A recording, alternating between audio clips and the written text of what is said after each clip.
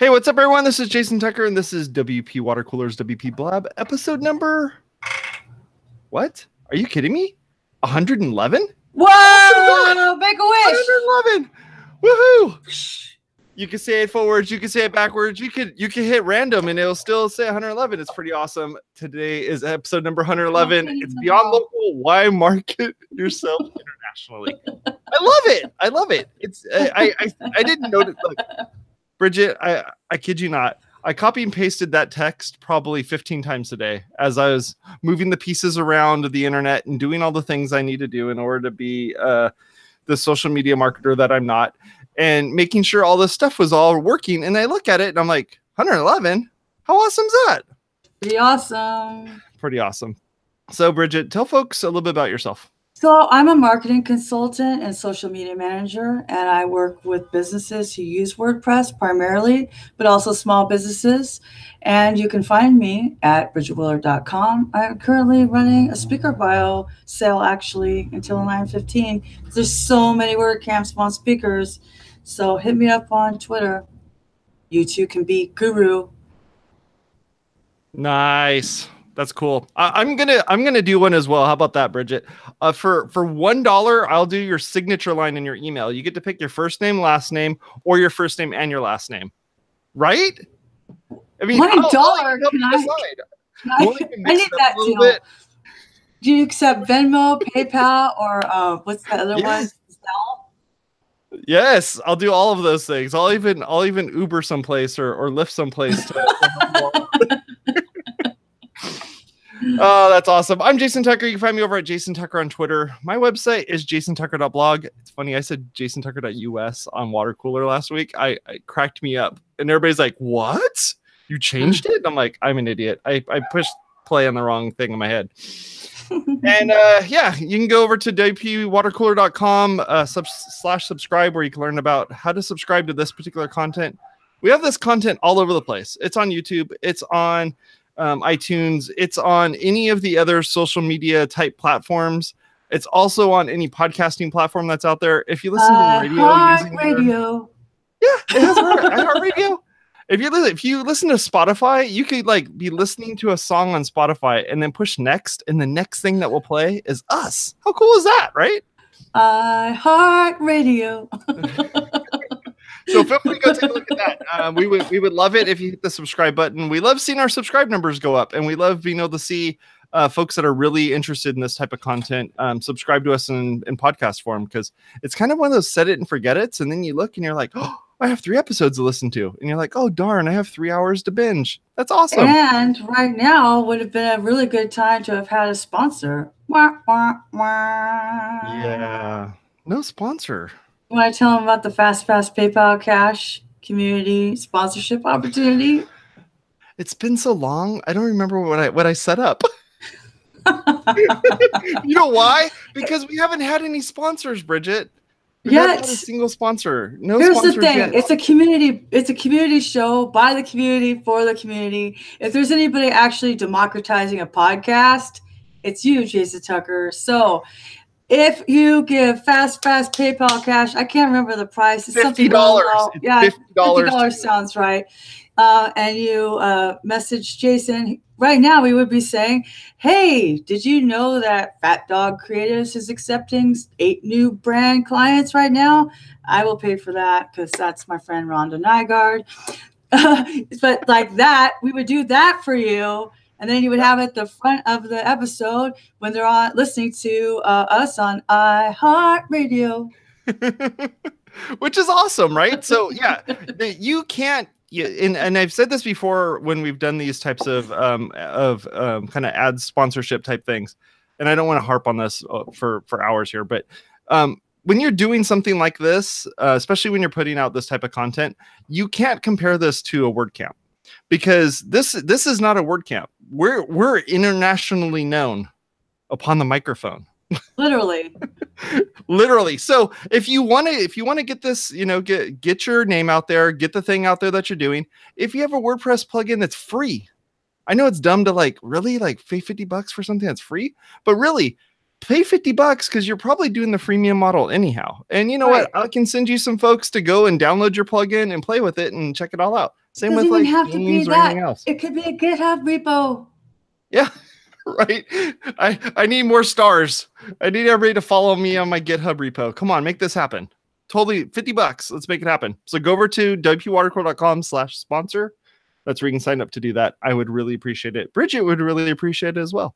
But at the $50 level, you don't get access to our analytics. I'm sorry. No, sorry. That's not happening. If you want the analytics, feel free to go look on YouTube and feel free to go look in the podcasting networks. They'll tell you all that stuff. Feel free to go look. There's an official like analytics-ish part on WPwatercooler/sponsor. Yep. And we're nothing different than any of our other, I hate to say competitors, but the other people in this space that do this type of work. They're all getting the same views that I'm getting. It's not like we're doing anything different here. Everyone has the exact same access to the exact same type of people. I don't know if I entirely agree with that, but I have had many people approach me and say, "Oh, I'd love to advertise on your show if I knew what your demographics were like in the Netherlands." Okay, that's not how it rolls here. It's a fast nickel beats a slow dime. You want to test it out. You want to be agile with your marketing. We want to democratize sponsorship on shows. It doesn't have to be complicated. Message Jason. You know how to find him on the internet. That's the end of that. So tonight, that was like our PBS moment. That was awesome. Let's talk about being international. Commercials. Like, I can't help it. I am a product of the TV generation. I know almost every jingle there is. I can't say iHeartRadio without saying iHeartRadio. It was funny though because I heard that Barnes law firm commercial again, and I still think of Sabino and Barnes, injury attorneys, 100-888-8888. But now it's like Barnes injury. Like should have just changed the song. Okay, you guys, it's terrible. But like, okay, so marketing yourself, and Jason and I were, we've had a couple of breaks in the show for various reasons. It's September. It's time to get serious. Get back to business. I just got back from Nijmegen, the Netherlands. Do not call it Holland. Don't call it Holland. Okay, you guys. There's no wooden shoes or any of that crap, no, right? There's wooden shoes, but Holland is okay. So it's like the United States of America, right? And all of a sudden, everybody was calling United States of America California. So the Netherlands is 12 provinces. There is North Holland and South Holland included in the 12 provinces, but it is called the Netherlands. And if you say it wrong, you will be corrected. So we're going to talk about like traveling. Why do you travel? There's a lot of controversy about speaking at camps, both here, near, far. And some of our friends we really love and respect have tweeted about the expense. Hey, I wrote a blog post about what if WordCamp Orange County was my client as an organizer. Guess what that bill was? $5,000. So like there's a move to start within the community just for an off the record thing. Yeah. There's people talking about it. And I brought it up too. Off the record. It's a YouTube show. It's on the record forever. But here's the thing that it would be nice to have an in-kind donation tax receipt. Oh my gosh. I think the community team is working on that because that is true. And we do spend our billable time whether we're sponsored volunteers or not. So there's layers and layers and layers of this. First of all, why would you go to a WordCamp in another country? There are several reasons. Number one, we are working in a global economy. I don't really know how the internet like broke geographical barriers. Okay. Number two, we're working in an open source community that's also global. So for me, I'm one of, now 9 Make WordPress marketing team. Wow, really? Because we promoted Siobhan Cunningham from Yoast at Nijmegen's Contributor Day. So I was at the Contributor Day, and that Contributor Day was huge. The camp was maybe 150, 180 people. Contributor Day had 2 rooms. It was at least 75 people. But wow. okay, so it's a little different there because, to be fair, you have a lot of the Yoasties, and they're in the Netherlands. Right.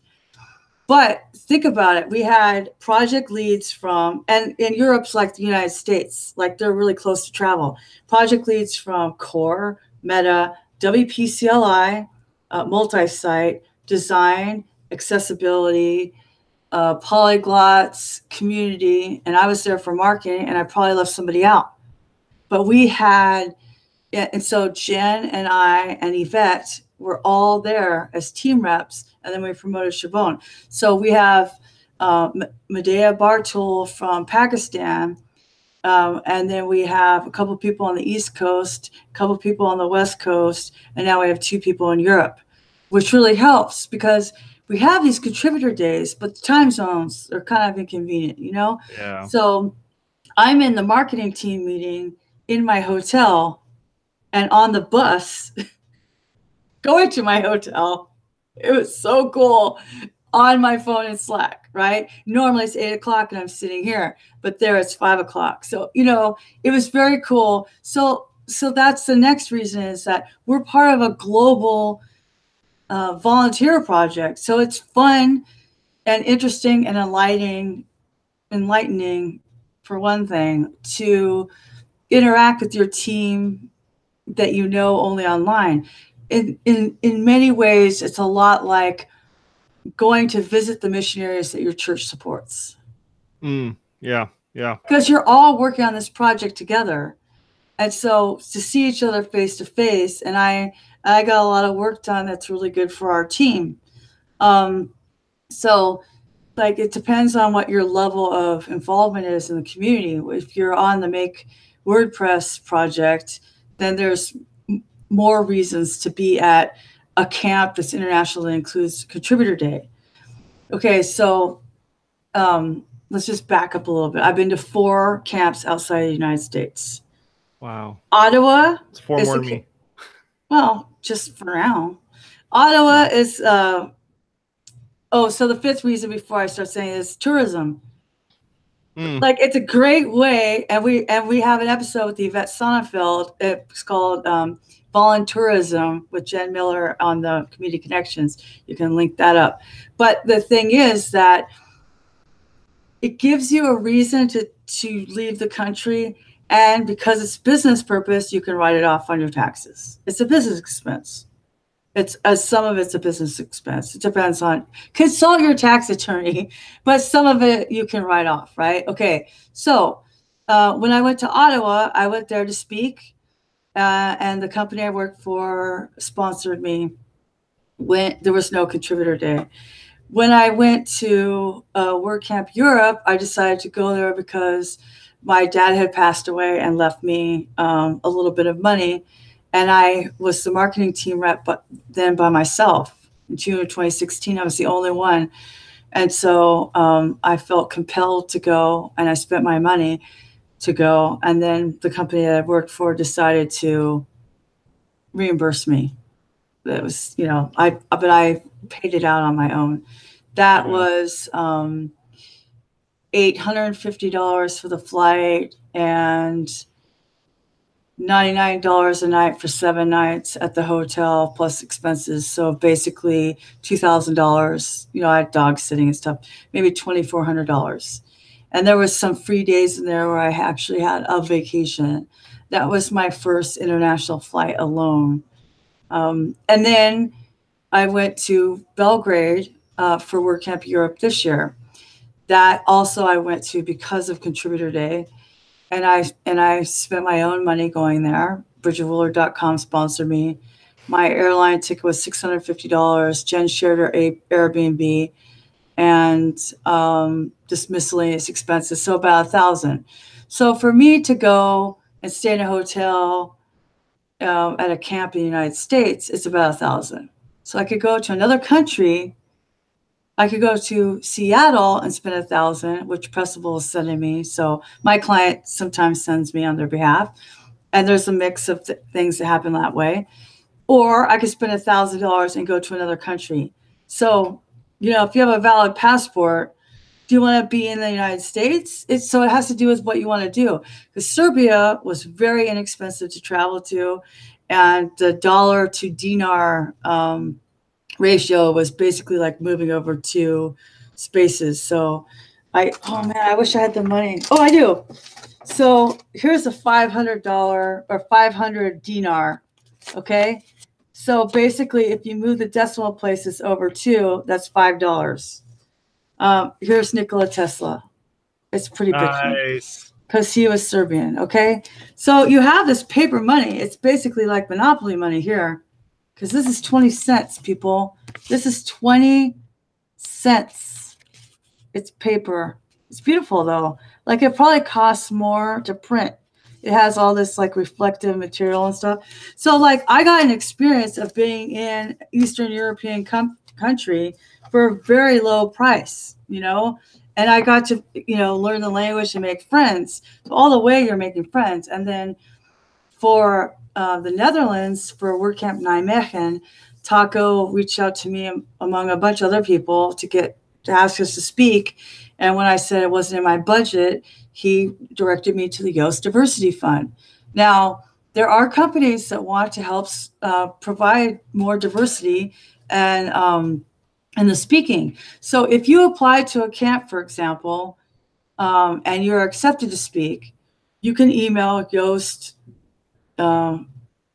diversity at yoast.com or something like that, or diversity fund, whatever. You'll find the link. Oh, you already found it. Okay. So, and then you tell them who you are, what part of an underrepresented group you belong to, and what the camp is and everything like that. And they will reimburse you up, you know, for up to a certain amount of your expenses. So that's how I went to the Netherlands. And so for me, I felt like, as a marketing consultant, to have an opportunity to speak about marketing to developers in an international audience is very good for my career. Yeah. And I feel like I don't really need to add to that sentence. That said, I spoke at 2 of those conferences, and at 3 of them, I was at a contributor day. The contributor day is game day for me. Like, that is what matters the most. I meet it was funny because I was talking to my friend Nullbytes, that's his Twitter, Robert from Germany. He was saying, well, you should recruit more people for contributor day. Like, why should you be part of it? And like, I can't even tell you, like, if you want to be part of the inside baseball, there's a lot of people that whine and bitch about not being part of the decision-making. But here's the thing. If you're part of the process, you're part of the decision-making. Ultimately, yes, there may be 3 or 4 people that won't let you post on, you know, meta track, whatever. Move on with your life. It's fine. Like, apparently, the marketing team is the only one that has this issue. Okay, so whatever. We're all trying to go forward, right? But when you work with other people like that, you're also being recommended by those people, right? And I will tell you, one of my clients is Multidots, and I can say it because they're on my website. They are a plugin and theme development agency based in India that has offices also in the United States. And I met Anil Gupta at WordCamp Europe in Paris, you know, 15 months ago or whatever. So when I actually I had a chance to talk to him and everything about some plugin ideas I had. And when I started my new business, of course, I saw him again at WordCamp US, which, by the way, was more expensive than going to Europe. It's pretty expensive to go to Nashville, you guys. Okay, let's just give some comparison. My hotel for 7 days in Bergendal, a 30-minute bus ride out of Nijmegen, was $450. 7 days, $450. Nice room. It's a full-size bed. The mattress is bomb. Free breakfast in the morning. Pretty standard. Like, it wasn't like super modern. Maybe their carpet has seen a couple better days. Whatever. It was to me, it was nice. And then you're not in there. Nobody's staying in their room in a WordCamp. You're working 16-hour days. Whether it's like you're out with your friends, it's all work to me. Yep. Kissing babies and shaking hands, right? So you get to this point where you go to Nashville for WordCamp US, which I am not sure I'm going to be able to go to be totally honest with you.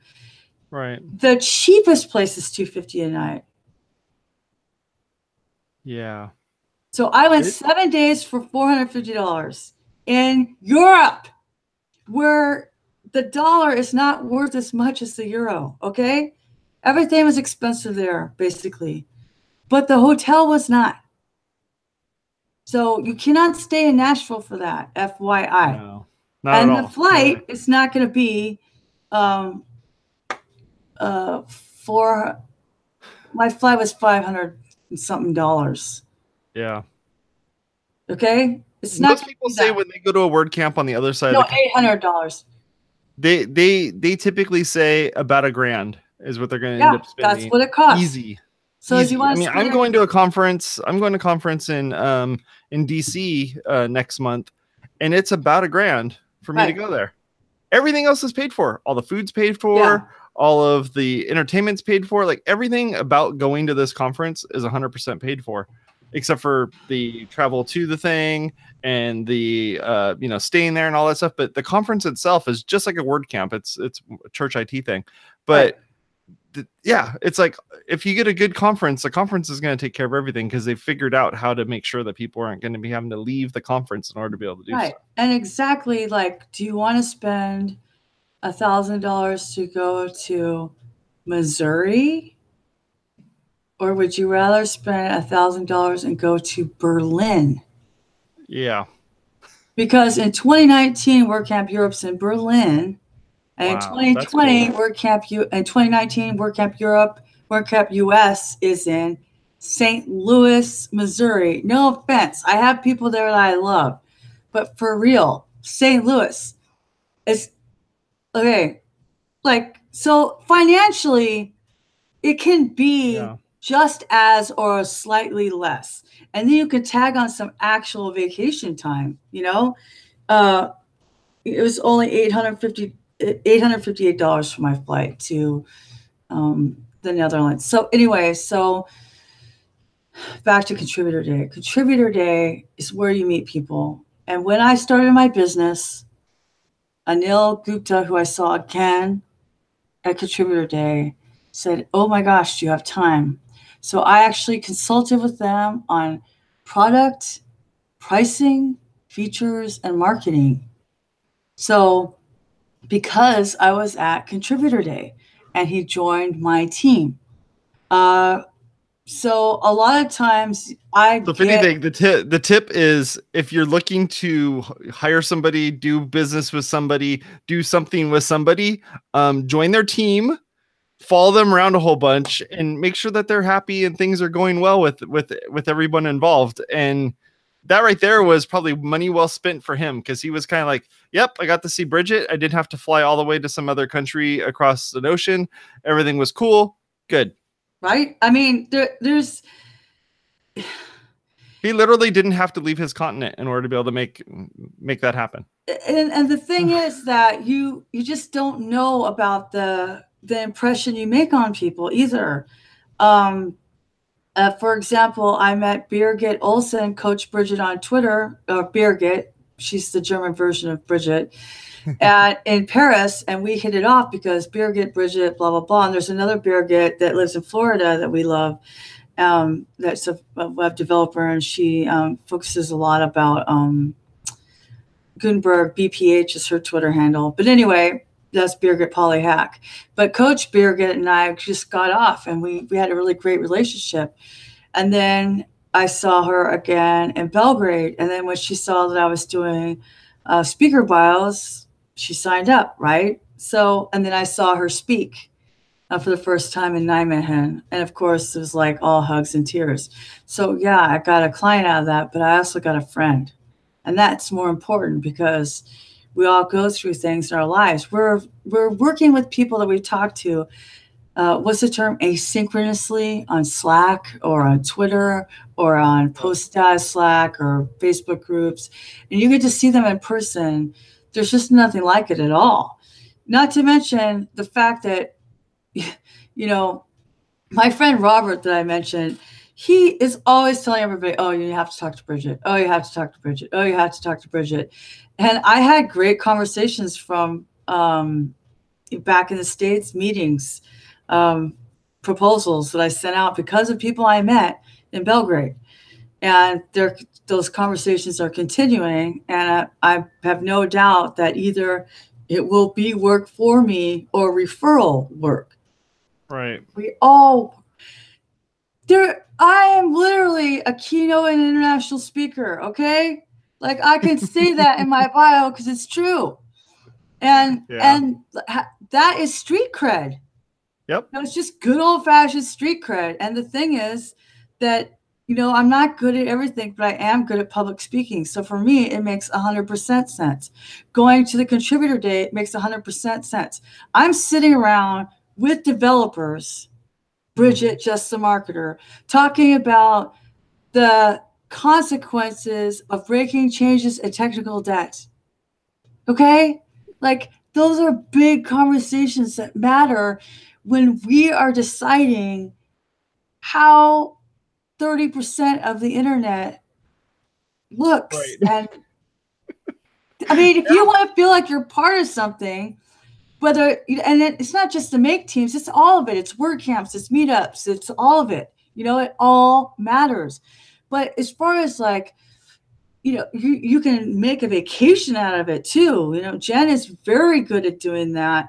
She'll tack on a couple of days before and after, because once you're in Europe, flying around is very inexpensive. Train, not so much. But flying around is very inexpensive because of their European Union, their system there. So if you want to rent a car and drive out of the country or see other parts of the country or hop on a plane and go to Paris for 40 euros, $40. Okay. So this is not even a conversation. Yeah. If you have the time and you do have the extra 2-3, you're going to spend money, but you're going to spend money wherever you go on vacation. You're not for your meals maybe, but a bottle of water here, a meal in the airport there, whatever, you're going to spend money. But the thing is, as far as marketing yourself and your services and having those conversations, the hallway track, the cool thing, okay, so I was really happy. Now it sounds like Bridget's awesome, but I can't talk about anybody else because I don't know their experience. But I will say this. For me, it was really cool because this is my favorite story. So I'll tell you a cool story. So I got to co-work with Yoast, the Yoast offices, not Yoast the person, although he was there, with Team Yoast in their town in Aachen. And so they have 4 buildings. They grew from 40 to 80 in a year. It's awesome. So my friend Siobhan from the marketing team, is not a marketing team rep, gave me a tour and everything like that. And so I met everybody who worked there. We blah, blah, blah. And at the end of the tour, she was like, do you have work to do? And I was like, hey, I took the co-working seriously. I had a crap ton of work to do. So we sat with Taco and the support people and just blah, blah, blah, right? And so it was so cool because my friend on Twitter, Jeroen, was sitting behind me. I didn't recognize him because his profile picture, for one thing, was like this. It was mostly neck and his shirt, and he didn't have a beard. And then all of a sudden, I'm tweeting, and there's this guy, Jeroen Roddy. I'm sure I'm saying his last name wrong because it took a lot of coaching for me to say Jeroen, right? It's Jeoren or something like that. But anyway, so I see and and I turn around, I'm like, wait, are you Jeroen? Like I said, are you Jeroen? He goes, you didn't know that? I'm like, because I met him in Belgrade, but now he has this big old giant beard, like you, clean shaven, I would not recognize. Right. And so we made this big joke and everything. The speaker sponsored dinner. I was talking to him and Brecht about my talk and everything. And so I was talking about, oh yeah, the problem with marketers as they get stuck on these personas, which are basically stereotypes. And you got Bob, he's 25, he lives in the basement, he delivers pizza when he's not building websites, he's been doing it for 10 years, he loves craft beer, his favorite movie is The Avengers. I mean, it's a total stereotype, but that's what a persona is. And so he goes, so what's the problem with that? I go, do you like craft beer? He goes, no, not anymore. Do you live with your parents? No, I have my own business. Are you 25? No, I'm 27. Is The Avengers, Star Wars, Star Trek, or Lord of the Rings one of your favorite movies? He goes, no, my favorite movie is Shawshank Redemption. This guy is not Bob. And then Brecht raised his hand and he said, I'm Bob. You know, and so he changed his slides and actually wrote also known as Bob, right? So there was that. Awesome. It was so cool because he didn't have one of those like Bridgetable inside joke things, right? So anyway, at the Yoast office, it's really cool because they all eat together in 2 shifts.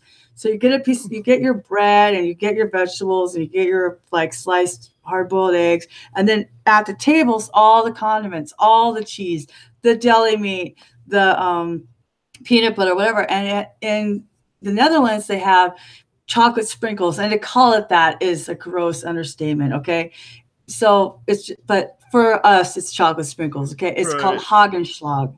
So I was like, cheese lady, right? Cheese, all this different kind of cheese, goat cheese, sheep cheese. I had like if you grilled it, it would be like the best grilled cheese sandwich ever.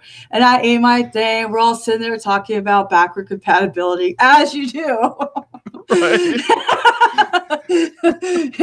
And emotional health, and how like emotional health talks never have a good call to action, and of course whatever.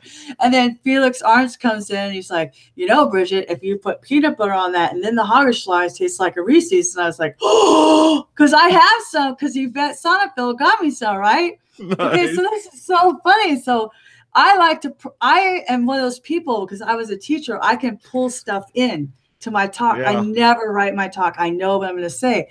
And so the point of the whole talk was basically like marketers and developers should respect each other. And there was this one moment where Milena Cap from Serbia was there. And I was like, you know, you're looking around, and I looked and I saw her and I went, Shta? And she knew what I said, because it means what in Serbian, like what? And I go, so she's like, yes, you did that for me. And she's like, that was the best Serbian spoken by an American at a Dutch conference, right? And then at the end, I was like, you know, marketers and developers, they go together like peanut butter and, I was going to say jelly, but I looked down and Felix is there, so I said peanut butter and Hagerschlag.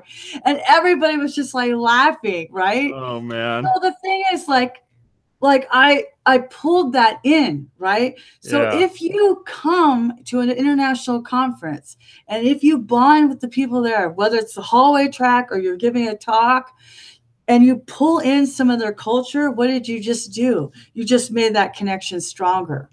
Right. And remember, I specialize in relationship marketing.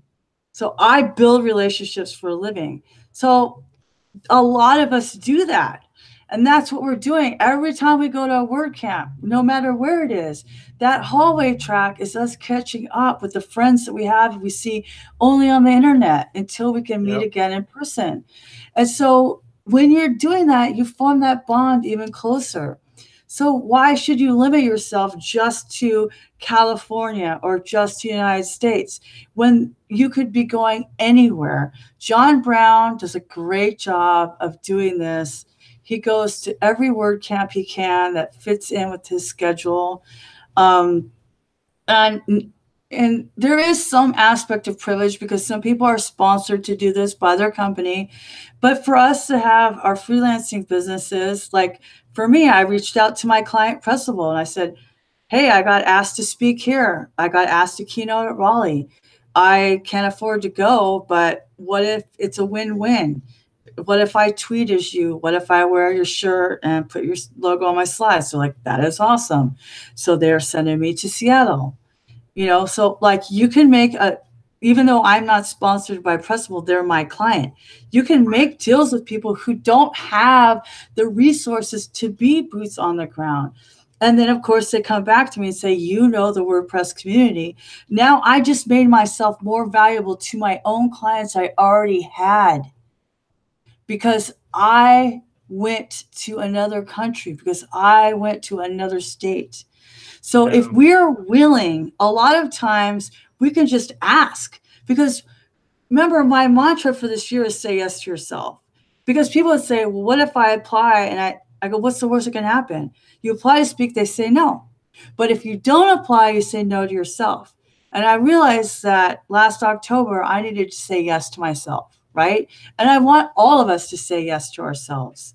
So the thing is that if you take that chance and say, hey, client, I would like to represent you. I think this is a good opportunity.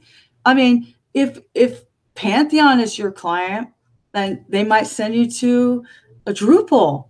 You know, if BullGrid is your client, they might send you to Joomla. Like, it's not just to the WordPress space. You might get sent to social media, social media world down in San Diego. Yep. The point is that if you see an opportunity to make things better for yourself exposure-wise, and I know we don't pay the rent by exposure, and I know we can't buy Piso's exposure, but exposure solidifies the trust that people give to us when we're handling their brand. And whether you're a marketer like me or an implementer or a developer, if you're touching somebody's website, you're touching their brand. Yeah, and if you're the only WordPress person in a Drupal conference and you're talking to everybody saying WordPress the entire time that you're there, they're going to go, that's the WordPress guy. And not only is that the WordPress guy, but I keep getting these clients that are this WordPress thing that I don't know. I'm going to send them to the WordPress guy. I only know one WordPress guy because this is the only guy that's gone to this conference. Yeah. And so, yeah, that's the way to work it. I think that's a great idea to be able to do that, especially if you're going as somebody that's representing a web host, because web hosts are platform agnostic. I mean, other than the fact that most of them run Linux or some type of Windows or something like that, but total platform agnostic. They can host any sorts of thing, you want. And so because of that, you could end up going to, GhostCon or one of these other like conferences, Jekyll something or other, or who knows, World whatever Hosting Days. And World Hosting Days also moves around, so it could be really exciting. The point, I guess if I had one driving point besides opening your own horizons as an individual, besides the like la foo-foo-y stuff, the more you meet people from different paths of lives, you are going to have more opportunities and a story. So, but when you do it, you need to maximize. People ask me, how did you get here? I go, I got here from the Yoast Diversity Fund. I told them that. And they said, well, how are you doing? I said, I could use 2 more monthly clients. Be honest about it. And it does hurt my pride. Of course, I would like to say, oh yeah, I'm a badass and I paid for this myself. I did a couple of times, but I didn't the first time and I didn't this last time. But that's okay, because we all ebb and flow. And the point is that Yoast wanted to help, and I was somebody they could help, and I'm totally comfortable. I love those guys. I love I was actually a little bit jealous of their company culture. Those people work really well together, and I can see through bullshit. Like, that's what I get paid to do. So to grow that fast and to work that well, that's some awesome, so I got to see that. And to me, I went, oh, I guess there are benefits to being non-remote, right? So even as a person, I go, that's interesting. I'm not gonna, work there or whatever, you know what I'm saying? But I'm sorry. No, go ahead. could you talk about being like the novelty of being an American in another country like that? Like there has to be that novelty. Like, for instance, in the US, we have this like very weird idea that anybody who's British or English could sell anything on TV. Like, there's this whole idea that like, oh yeah, they could sell anything because they have that accent and they have that, you know, all that stuff. Is there something like that when you went to Serbia or anything like that, where it's like, you're the American does this sort of thing? Like, how did that play for you, and how did you work that into your publicly facing Bridget persona that you were pushing out there? How did you make that work? Okay, that is a great question. Thank you for stopping me from rambling. Okay, so at WordCamp Europe, I'm not the only American. There's a bunch of us because of Contributor Day and everything else. Although the first WordCamp Europe was mostly you either heard French or English. In Serbia, I was hearing a cacophony of sounds, right? Because it was there was more languages being spoken. That aside, this was and the first one was Canadian. So this one right here in the Netherlands, most people speak English. You had mostly Dutch and German people because this one city is very close to the border of Germany. So lots of Germans, lots of Dutch people, one Serbian, like, you know, and then me and Jen and Wrigley from America, right? So we were novel. And that it's funny because I didn't think about it that way. I felt completely accepted and as an expert. I didn't have to defend any of my positions like I do in my home turf. Right. I was not dismissed as a person, and definitely not as a woman. And I loved it. I just loved it. It's my favorite camp so far.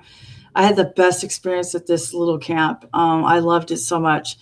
But they would ask me questions and I would just tell them whatever I thought.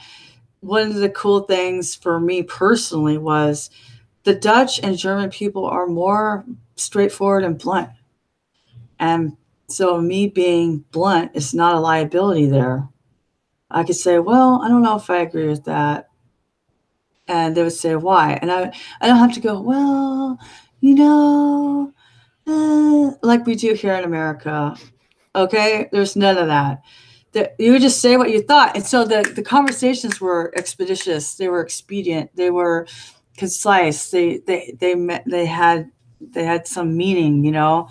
And so for me, people coming up to me and asking me real marketing questions, I felt like they were interested in my perspective from a global stance, because actually a couple of people came up to me and said, okay, we've been only in Germany or only in the Netherlands, and we want to be international. What are some of your recommendations? First of all, start tweeting in English, people. But, you know, other than that, I mean, English is the international language. If you want to fly a plane, you have to know English. It's just, if tech is English, we can translate stuff, and that's great. But that's the reality. That's the reality we live in. The coding is in English. Yeah, the coding is in English. Yeah. So I felt like I wasn't looked at like, oh, there's the freak American. Just that, oh, wow, you know, Yoast. I feel like I had the Yoast effect, though. Like, everybody knew, and I told them, and everybody told them, Yoast got me over there. So I feel like some of that really added to my, of course, co-branding with Yoast. Who's not going to co-brand with Yoast? They have over 5 million installs, right? Like, that's just stupid. Yep. Especially because I'm a marketer there and a marketing plugin. Makes sense. It makes perfect sense. So for people coming up to me, I was completely the expert. Yeah. But they would disagree with me like they do here. But it was just it was a level playing field. I felt the same in Canada. Actually, most of the developers, about 85% of developers I talked to respect me. And it was really ironic, actually, in the talk that I gave, where I was saying, you know, we should respect one another for each other's craft. And even though I self-taught and decided to go to developer meetups and developer talks, everybody loved when I put JSON, put your picture, by the way. So because that was hilarious. And there's my friend Jason Tucker. They liked that I made the effort to understand developer. But there was one question that said, well, why don't you just learn how to build websites, learn how to code yourself, then you can have the right to talk to us. And I said, oh, wow, so you didn't listen to anything I said the last 25 minutes. And I did. And I am. And I'm in Free Code Camp, and I'm in Applied Accessibility. So, yeah. Yeah. And I'm a core contributor. Thank you. I am. I have the brackets. So whatever. But, you know, like, I didn't want to be like bitchy about it, but I was like, there's one of those for 200 people.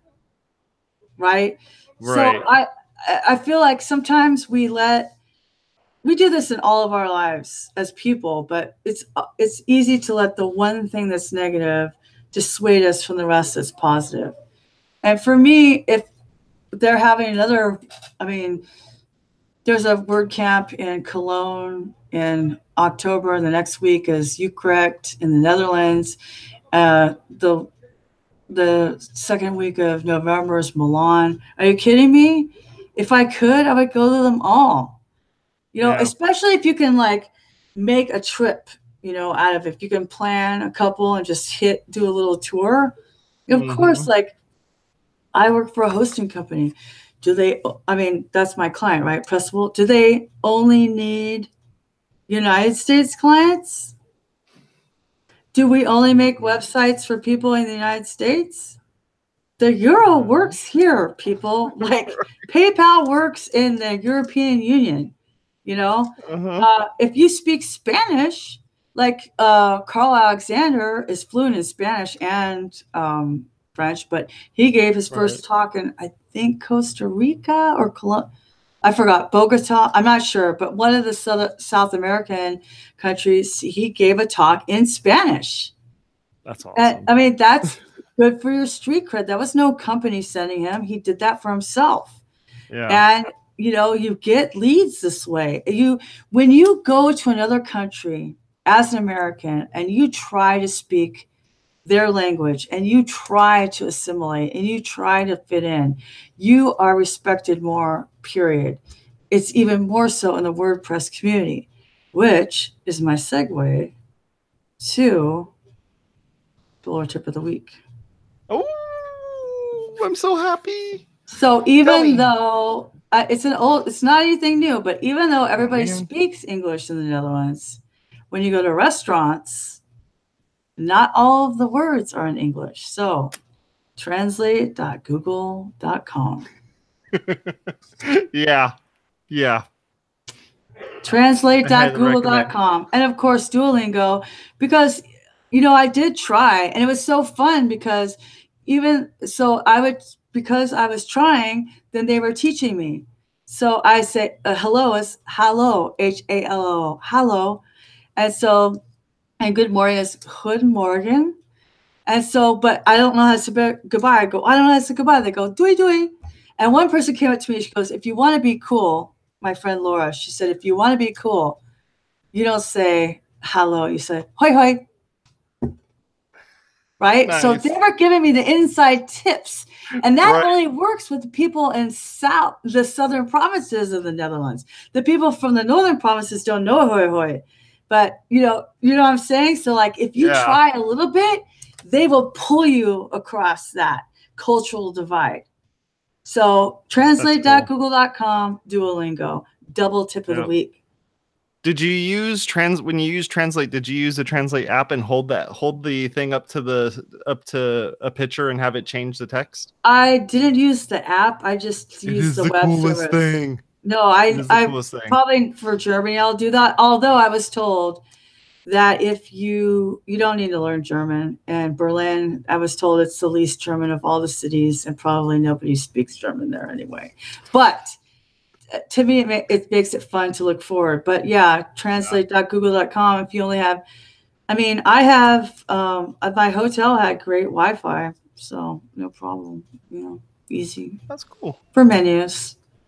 I guess you could use the app, but yeah, you know, I have Sprint, so I didn't have any problems. I didn't have any extra fees using data. Oh, yeah. Yeah. Very cool. Well, my tool or tip of the week is going to be a tool. And the piece of software I'm going to tell you about is actually pretty interesting because it's something that I when I'm writing documentation, I tend to write out an outline of what I'm going to be documenting. It's not the exact step-by-step of the things I need to do in order to be able to, but I need to have enough to figure out like, okay, if I'm going to record this as video, this is going to be my script. So, and if I'm going to be doing this, then this is going to be, so what I needed something that's going to turn off everything else around me and just let me work on this dumb little text file that, no joke, I was using like notes on the Mac to write this, but I have like technology ADD and I see squirrel and I start running off towards it. Yeah. So there's this really great app called HazeOver. And what HazeOver does is it's a distraction dimmer. So you load it up and what it does is it makes it so that whatever window you want to focus in on, you click on it, you do a little gesture on your trackpad and it dims the entire screen except for the window that you have open. Oh, the coolest thing ever. And if you took my suggestion and my advice way early on in this whole process, you probably have it because you probably signed up for SetApp. And SetApp, it's iTunes it's Netflix for applications. If you want to be able to, use an application for free, you don't have to go and pay for this thing. It's free. Just go load up SetApp, do a search for HazeOver, and there's your app. But go check it out. It's really cool. And if you go over to HazeOver.com, there's a little demo where they show you a video of like by using your fingers and doing a specific gesture that you're able to kind of make those windows behind kind of disappear. That's really dark. Cool. You won't see them. Yeah, it's really cool. I actually had one more. I forgot. One more. Well, since I'm speaking at international plenty people, of time. So this is a plugin from GitHub. By Elaine schlessera. I don't know how to say his name. I feel like a jerk now. But Elaine from the WPCLI team. He made it's called As Speaking, a speaking page plugin. And what it does is it makes a custom post type. And so you enter all the information there. And so for your speaker page, it automatically organizes it chronologically, reverse chronological. And if you have ones in there that are upcoming, then it will be at the top, and it's pretty rad. It puts it has fields in there for the slides and the video and the description and even like image art if you want to do that, like what was the logo banner art for the WordCamp, stuff like that. And it's obviously free and GitHub. And that was my first plugin I installed from GitHub, by the way. What? Really? That's awesome. Yeah, it's like, how do you do this? I'm like, I'm going to look at the readme.md upload, and you clicked on upload, and then you're like, find my zip file, upload. Are you kidding me? Okay, so when I got to the GitHub, I'm like, okay, that's great, but like, where is the plugin, right? Right. So I go, oh, download, and it downloads a zip. I know how to upload a zip file because I've bought premium plugins before, but I didn't understand how do you get this from GitHub.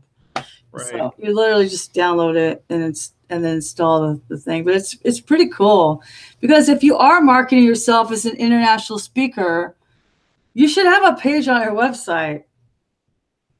Oh, I have one more tip. Okay, so think about who your audience is when you are speaking internationally, right? You're not going to want to use too many American colloquialisms, right? And I actually made a pun, and I didn't even mean to, because I was explaining localization of language and culture by talking about punting. because my husband used to say a punt, because it's a football thing. No.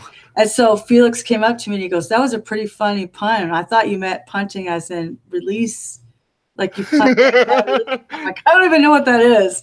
He was extra laughing. And I was like, "Oh yeah, he's a football guy," because I knew nobody would know American football, so I wanted to say something they didn't know. But Right. it turned out that I was like unintentionally. Yeah, being a punter's not a good thing. Making a joke. So the thing is, like, kind of like do some research, a little bit of research. I've wanted to talk about job costing, but I realized I don't understand the economy in the European Union. So probably not a good idea to talk about accounting, right? So when you go to apply to speak, also, when you're having things on WordPress.tv, I understand that if you're doing the circuit thing and as a person who works at a company, you have to travel, because that's what it felt like to me when I first started, that I have to travel, and I didn't want to do it, and it's exhausting. And that 1 year I went to 12 conferences was a lot for me. It's hard on your social life, by the way, but yeah, try not to duplicate your talks. That would be my level up call to action to our veterans. At least tweak your talk, localize it, or, iterate it, because if it's on the internet, you don't want to syndicate yourself. Remember, we had this episode before. If you keep it, if you're listing your talks and 5 times you gave a talk on why Jason Tucker isn't the REST API, it's boring. It's not boring for the people in the room, but it's boring for the fact that you're going to be found elsewhere. So even if the talk is similar, I would switch up the titles and maybe even the analogy, because you can have the same content and then switch up the analogy. I would add to that, in that if you go to WordPress TV, you go to /speaker and then your name, whatever dash whatever. Hopefully that would show up as the slug. For instance, if you go over to Bridget's and go to WordPress.tv/speakers/Bridget Willard, you can see all the talks that she's done. And how lame would it be if every single one of the topics was the exact same thing? Yeah, so even if it's the same talk, if you switch it up, like Jen Miller talks about local SEO a lot. So what she does is she localizes it, and then she pulls in another analogy that makes sense to that community. You can't talk about barbecue in Texas and then talk about barbecue in Raleigh, North Carolina. They're different things, because in Texas, there's no sauce. There is a rub, and barbecue is beef, period. In St. Louis, it's sauce, and it could be beef or pork. Because if you think about the history of America, the Mississippi River, blah, blah, blah, whatever, okay? So if you don't, you should do a little bit of research no matter if it's international or not. Yeah. If you're marketing yourself to this group of people, so you should know when, like, I remember telling Jen, like, when you talk in Raleigh, remember, barbecue is not a verb. Barbecue is an event that you do. A barbecue grill at a cookout to cook barbecue as a food. Sorry, that's Ben Meredith taught me that. It's a cookout. You grill meat that is served as a barbecue, right? So it's like a very complicated nuance. But if you don't, you're going to lose your audience if you say something that doesn't make any sense, Oh yeah, they're gonna check out immediately. They're just gonna go, this person doesn't know what they're talking about. Yeah, so it's not even internationally, but marketing yourself as far as speaking or being part of an organizing team or volunteering or going to a WordCamp in a culture that's not yours, and that could be as distinct as Texas and California. Austin is different than St. Louis. Have those people talk about barbecue, and you're going to find out it's more controversial than PHP versions in WordPress. Right. And with that, I want to say thank you, Bridget, for hanging out with me. As always, it's always fun to hang out on a Thursday at 7 o'clock Pacific. So feel free to come take a, hang out with us. We have a chat room. You can come hang out there. People are just starting to get out of the whole idea of being stuck in summer. Up here in North America, we celebrate summer during this time. So, definitely take some time out, come hang out with us. If you don't, and I get this all the time from people, if you can't watch this live, it's okay. It's totally fine. It's okay to not watch this live. You can watch this whenever you want. Not only can you watch this whenever you want, you can listen to it. So if you don't want to look at us, but you just want to listen, you can do it as a podcast, audio podcast. It's all over the place. We talked about at the very beginning of the show. Rewind all the way back to the beginning. Listen to it again just so you know what's going on here. What? iHeartRadio. Right, exactly. I use Spotify. I love it. Make sure you use that too. It's pretty awesome. So that's about it. And one last thing is, if you want to find more information about Bridget and the stuff that Bridget's doing, go to BridgetWillard.com. You can find out all the information that's going on over there. You can go to my website at jasontucker.blog. You can find all the fun stuff that I'm doing over there as well. I drive for Lyft, and I do a bunch of fun things regarding Lyft and the things I'm doing in driving that. It's fun. So feel free to go take a look at those things. Talk to you all later. Bye-bye.